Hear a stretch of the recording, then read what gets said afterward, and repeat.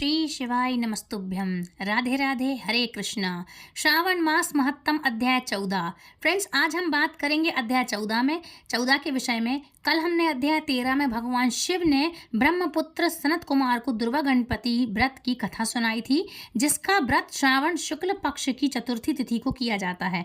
अब आज इस अध्याय में नाग पंचमी व्रत का महत्तम सुनेंगे, तो शुरू करते हैं। श्री सदाशिव ने श्री सदन कुमार से कहा, हे महामुने, श्रावण मास के शुक्ल पक्ष की पंचमी तिथि को जो कुछ करना चाहिए उसके संबंध में अब मैं बताऊंगा, आप उसे ध्यान से सुनिए। साधक को चाहिए कि वह चतुर्थी तिथि को केवल एक बार भोजन करे और पंचमी नक्त व्रत यानी एक समय भोजन का नियम ले। स्वर्ण चांदी काष्ठ अथवा मिट्टी का 5 फनों वाला सुंदर नाग बनाकर नाग पंचमी के दिन उस नाग की भक्ति पूर्वक पूजा करनी चाहिए। अपने घर के मुख्य द्वार के दोनों तरफ कोबरा का 5 फनों वाला सांप बना करके उसकी दूध और खलों से पूजा करनी चाहिए। साथ ही कनेर, मालती, चमेली, चंपा के फूलों के साथ फूलों, रमणीय गंध यानी इत्र, अक्षतों, धूप, दीप, नैवेद्य से उनकी विधिवत पूजा करनी चाहिए।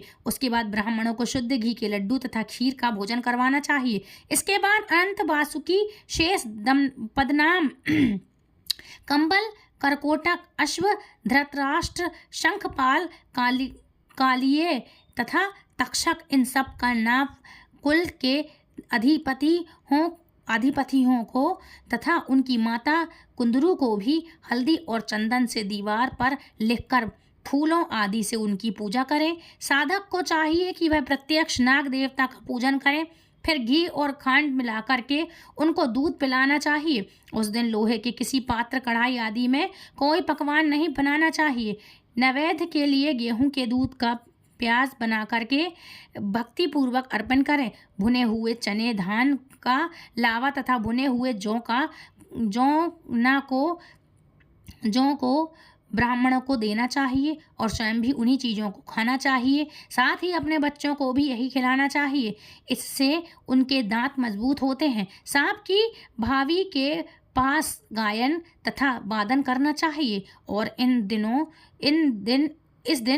इस दिन को उत्सव की तरह मनाना चाहिए। स्त्रियों को भी श्रृंगार करके उत्सव मनाना चाहिए। ऐसा करने वाले मनुष्य को जीवन भर कभी सांप का भय नहीं होता। भगवान श्री सदाशिव ने श्री सनत कुमार से कहा, हे विप्र, संसारी जीवों के हित की कामना से आपसे कुछ और भी कहूँगा। हे मुनिवर, आप उसे ध्यानपूर्वक सुनिए। हे वत्स, नाग के द्वारा डसा गया मनुष्य मरने के बाद अधोगति को प्राप्त होता है और अधोगति में पहुंचकर वह तामसी सर्प होता है। सांप हमेशा तमोगुण होता है, इसमें संशय नहीं है। इसकी निवृत्ति के लिए पहले बताई विधि से एक भक्त व्रत आदि का नियम कर ब्राह्मणों से नाग निर्माण तथा पूजा आदि आदर पूर्वक कराएं। इस प्रकार 12 मासों में प्रत्येक मास में शुक्ल पक्ष की पंचमी तिथि को इस व्रत का अनुष्ठान करना चाहिए और वर्ष के पूरे होने पर शुक्ल पक्ष की पंचमी को फिर पूजा करनी चाहिए। नागों के नियमी ब्राह्मणों तथा सन्यासियों को भोजन कराएं। किसी पुराण ब्राह्मण को रत्न जड़ित स्वर्णमयी उत्कृष्ट संस्कृत संस्थानमक्त हो जाएं, ऐसा उच्चारण करके अक्षत युक्त तथा श्वेत चंदन मिश्रित जल वासुदेव के समक्ष भक्ति पूर्वक जल में छोड़ते हैं।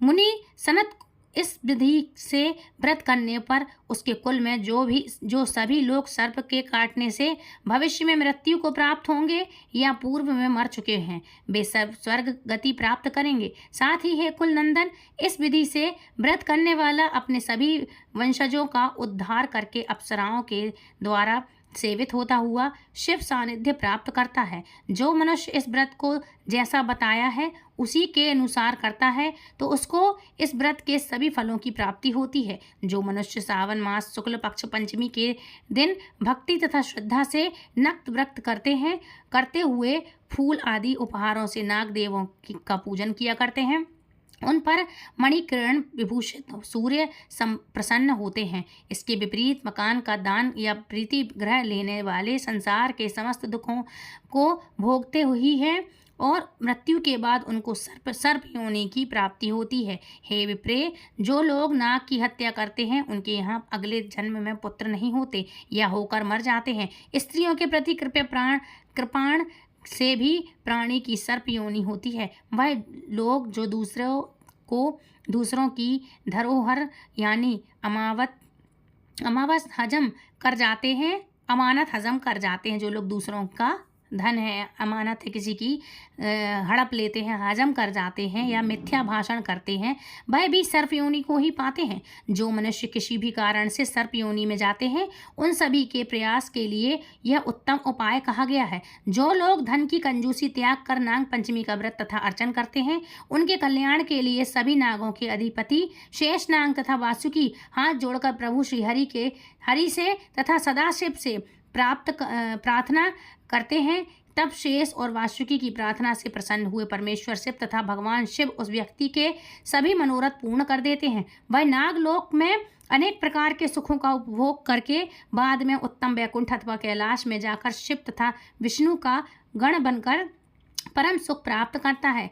हे वन, मैंने आपसे नागों के इस पंचमी व्रत का वर्णन कर दिया है। इसके बाद अब आप और क्या सुनना चाहते हैं? कौन सा व्रत सुनना चाहते हैं उसे बतलाइए। इस प्रकार श्री स्कंद पुराण के अंतर्गत ईश्वर सनत कुमार संवाद में श्रावण मास महत्तम नाग पंचमी व्रत कथन अध्याय 14वां संपूर्ण हुआ। इस 14वें अध्याय के सुनने मात्र से सर्प भय और सर्प योनि से मुक्ति मिलती है और सभी दुखों से निजात मिलती है। भगवान शिव और भगवान विष्णु, हमें इन सबकी पूजा करनी चाहिए।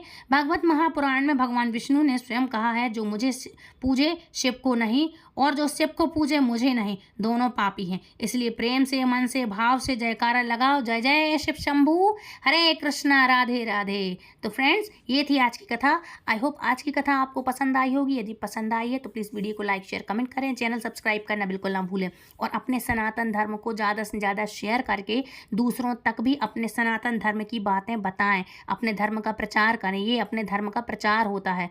हमारे धर्मों में कितने छोटे बड़े त्यौहार आते हैं, इन सभी का आपको प्रचार करना चाहिए। हमारे धर्म का ऐसे सेवा नहीं कर सकते तो शेयर करके सेवा करो कि दूसरे भी इन अध्यायों को, इन ग्रंथों को समझ सकें, पढ़ सकें। हमारे चैनल पे सभी चीज़ें बिल्कुल सटीक चीज़ें होती हैं, यहाँ वहाँ की फालतू किताबों से ली हुई नहीं होती हैं। सटीक जानकारी आपको मिली होती है जो संपूर्ण वेदों में, ग्रंथों में और पंचांग के अनुसार प्राचीन काल की कथाओं से ली हुई होती है। इसलिए फ्रेंड्स, हमारे चैनल को सब्सक्राइब करके बेल आइकन को ऑल पे प्रेस करें ताकि आने वाली वीडियो की नोटिफिकेशन सबसे पहले आप तक पहुँचे। और अपने धर्म का प्रचार ज़्यादा से ज़्यादा करो, इसलिए कहती हूँ दूसरों तक शेयर करो ताकि नए लोग जो हैं अभी शादी करके जो ग्रस्त में बसते जा रहे हैं, छोटे छोटे बच्चे बच्चियां जो शादी कर रहे हैं, नई जनरेशन पीढ़ी है, उनको नहीं पता होता है इन सब चीज़ों का महत्व, क्या करना, नहीं करते क्या होगा। लेकिन इन सब चीज़ों की जानकारी हमारे हिंदू धर्म में, हमारे शास्त्रों में जो दी गई है वो सत्य है। इसलिए सभी को पता होना चाहिए कि हमारा हिंदू धर्म सबसे पौराणिक है और सत्य जानकारी है, मिथ्या नहीं है। इसलिए बोला जाता है कि वीडियो तक ज़्यादा से ज़्यादा शेयर किया करो।